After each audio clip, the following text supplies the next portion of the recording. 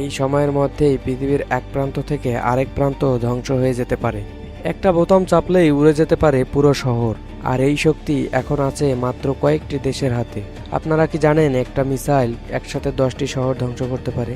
আজ আমরা জানবো বিশ্বের সবচেয়ে 5টি ভয়ঙ্কর দূরপাল্লার মিসাইল নিয়ে, যেগুলো একবার লঞ্চ হলে আর ফিরে আসার সুযোগ থাকে না।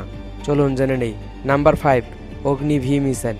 ভারতের তৈরি অগ্নি ভি মিসাইল প্রথম সফল পরীক্ষা হয় 2012 সালে এবং পরবর্তীতে 2018 সালের পর থেকে এটি মোতায়েন শুরু হয়। এর পাল্লা প্রায় 5000 থেকে 8000 কিলোমিটার। এটি বর্তমানে একটি নিউক্লিয়ার ওয়ারহেড বহন করতে সক্ষম, তবে ভবিষ্যতে একাধিক ওয়ারহেড সক্ষমতা যোগ করার পরিকল্পনা রয়েছে।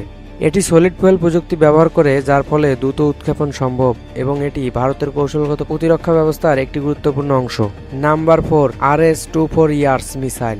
RS-24 ইয়ার্স মিসাইল রাশিয়ার একটি আধুনিক ICBM, যা 2010 সালে প্রথম মোতায়েন করা হয়। এটির পাল্লা প্রায় 11,000 থেকে 12,000 কিলোমিটার এবং এটি 3টি থেকে 6টি ওয়ারহেড বহন করতে সক্ষম। এই মিসাইলটি একসাথে কয়েকটি আলাদা ওয়ারহেড বহন করতে পারে। লঞ্চের পর এগুলো আলাদা হয়ে ভিন্ন ভিন্ন টার্গেটে আঘাত হানতে সক্ষম।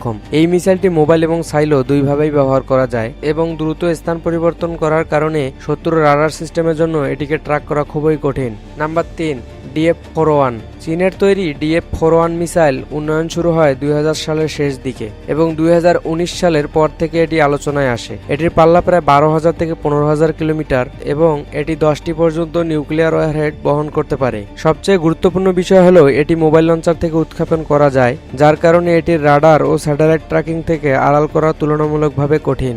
Number 2, LGM-30 Minuteman. যুক্তরাষ্ট্রের তৈরি LGM-30 মিনিটম্যান মিসাইল প্রথম চালু হয় 1977 সালে এবং এখনো আধুনিক আপগ্রেডের মাধ্যমে ব্যবহার করা হচ্ছে। এর পাল্লা প্রায় 13,000 কিলোমিটার। এটি সাধারণত 1টি থেকে 3টি নিউক্লিয়ার ওয়ারহেড বহন করতে পারে। এই মিসাইলের সবচেয়ে বড় শক্তি হলো এর নির্ভুলতা এবং শক্তিশালী গাইডেন্স সিস্টেম, যা নির্দিষ্ট টার্গেটে অত্যন্ত সঠিকভাবে আঘাত হানতে সক্ষম।